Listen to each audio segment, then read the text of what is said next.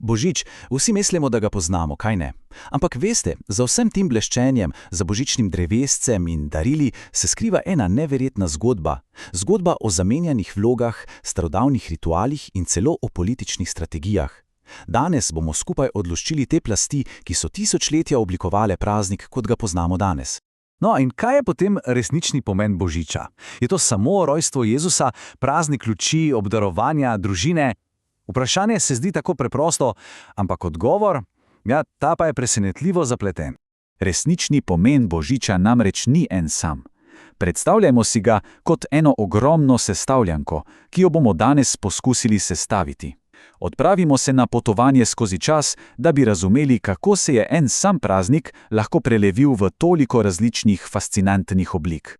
Ok, pa začnimo na začetku, ampak naš začetek ne bo v Betlehemu. Ne, začeli bomo veliko prej, v času, ko so ljudje živeli v popolnem ritmu z naravo. In zanje je bil ključen dogodek zimski solsticij, tisti najkrajši dan v letu, ki pa je nosil obljubo vrnitve sonca. In kar je pri tem res noro, je kako so različne kulture po celem svetu praznovale ta prelomni trenutek. Poglejmo samo Rimljane. Imeli so Saturnalije, cel teden trajajoč festival, kjer so se vloge med gospodarji in sužnji obrnile na glavo, ljudje pa so se obdarovali. Germanska plemena so praznovala Jule, kjer so žrtvovanji in gostijami častili ponovno rojstvo sonca. In naši slovanski predniki, oni so imeli koledo, obrede, s katerimi so klicali blaginjo za prihodnje leto. Vsem tem praznovanjem pa je skupno eno – upanje, zmaga svetlobe nad tem. In ta povezava se starimi verovanji, zapisana je celo v naši besede, Božič namreč, izvira iz besede Bog in pomanjševalnice ič. To v bistvu pomeni mali Bog ali mladi Bog, kar se nanaša točno na rojstvo mladega sončnega boga ob zimskem solsticiju. Neverjetno. Kako se stari pomen ohrani v jeziku, se vam ne zdi? No, in ko se je krščanstvo začelo širiti po Evropi, je naletelo na te globoko zakoreninjene tradicije. In kaj so naredili? Namesto, da bi jih skušali uničiti, so naredili nekaj, precej genialnega. Preprosto so jih prevzeli in jim dali nov krščanski pomen. Res pametna strategija. Evo, popoln primer te strateške prilagoditve.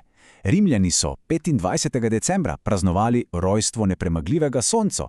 In kaj je storila cerkev? Ta datum je preprosto prevzela in ga razglasila za dan rojstva Sina Božjega. Ljudje so lahko ohranili datum, navade, le da so zdaj častili novega Boga. To ni bilo nobeno naključje, to je bila premišljena poteza.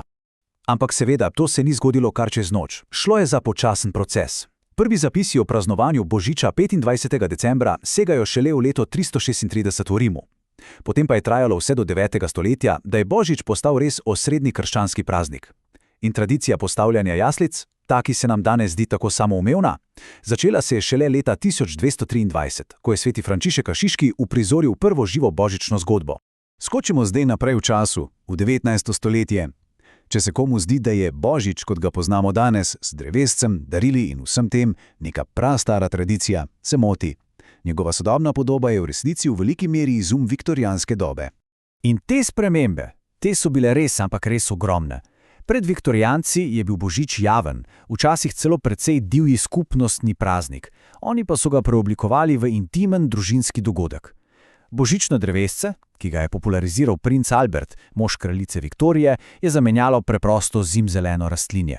In ključna je bila seveda komercializacija. Industrijska revolucija je omogočila množično proizvodno daril in tiskanje prvih božičnih voščilnic, kar je zavedno spremenilo naravo tega praznika. Okej. In kako se je vsa ta svetovna zgodba potem odrazila pri nas v Sloveniji? Slovenski Božič je resnično edinstven mozaik. Popoln odraz naše zapletene zgodovine na prepihu različnih kultur in ideologij. Ker pri nas imamo nekaj, kar je res svetovni unikum. To je ohranitev tradicije kar 3 različnih decembrskih obdarovalcev. In vsak od njih prihaja iz čisto drugega obdobja in prinaša seboj svojo zgodbo. Pa si jih poglejmo od blizu, enega po enega. Sveti Miklavž je najstarejši, s koreninami v krščanski legendi, spremljajo pa ga angeli in seveda parklji. Potem imamo Božička, ki je pravzaprav uvožen produkt ameriške kulture in se je pri nas zares uveljavil šele proti koncu socializma. In Dedek Mraz? On pa je socialistični konstrukt, ustvarjen po sovjetskem vzoru, da bi nadomestil verske like in praznovanje prestavil na novo leto. Umetnik Maksim Gaspari mu je dal tisto prepoznavno slovensko podobo s kožuhom in polhovko. Ti trije možje so živi dokaz kulturnih in političnih plasti naše zgodovine. Ampak ni vse samo v obdarovalcih. Oh ne, imamo tudi izjemno bogato kulinarno dediščino. Med njo spada poprtnik, starodaven obredni božični kruh. Že njegovo ime pove vse. Na mizi je stal pokrit s prtom, torej pod prtom, in to vse od božiča do svetih treh kraljev. Veste, poprtnik ni bil samo kruh, niti slučajno. Bil je močan, res močan obredni predmet. Pekli so ga za svete večere, ga okrasili s simboli, kot so ptički, nato pa je nedotaknjen čakal na mizi. Na dan svetih treh kraljev so ga razdelili med vso družino in celo med živino, ker so verjeli, da prinaša zdravje in zaščito. Drobtine pa so raztresli po polju, da bi zagotovili dobro letino. To je bil ritual, ki je povezoval družino, dom in naravo. In danes? Ja, danes je slika malo drugačna. Ob starodavnih običajih, kot je poprtnik, sobivajo sodobne, globalizirane tradicije. Praznični sejmi, kot je ta v Ljubljani, polni lučk, kuhanega vina in daril, so postali osrednji del decembrskega dogajanja.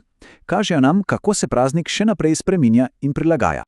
Torej, ko potegnemo črto in pogledamo celotno zgodbo, vidimo, da Božič nikoli ni bil statičen. Vedno je bil ogledalo časa, v katerem so ga praznovali, in se je nenehno preoblikoval. Kar smo torej videli, je, da bo Božič res nima ene same identitete. V sebi nosi spomin na predkrščansko čaščenje naravnih ciklov, krščansko zgodbo o odrešitvi, viktorijansko idealizacijo družine, socialistični poskus sekularizacije in seveda sodobno globalno komercializacijo. Vse to je Božič. In to nas pripelje do končne misli. Dejstvo, da se ta praznik tako močno spreminja, ni znak njegove šibkosti, ampak ravno nasprotno, njegove izjemne moči. Pove nam, da tradicija ni nekaj okamnjelega, ampak živa stvar, ki je vsaka generacija preoblikuje zase. Zato morda pravo vprašanje ni, kaj je bil Božič, ampak kaj bo postal v rokah prihodnjih generacij.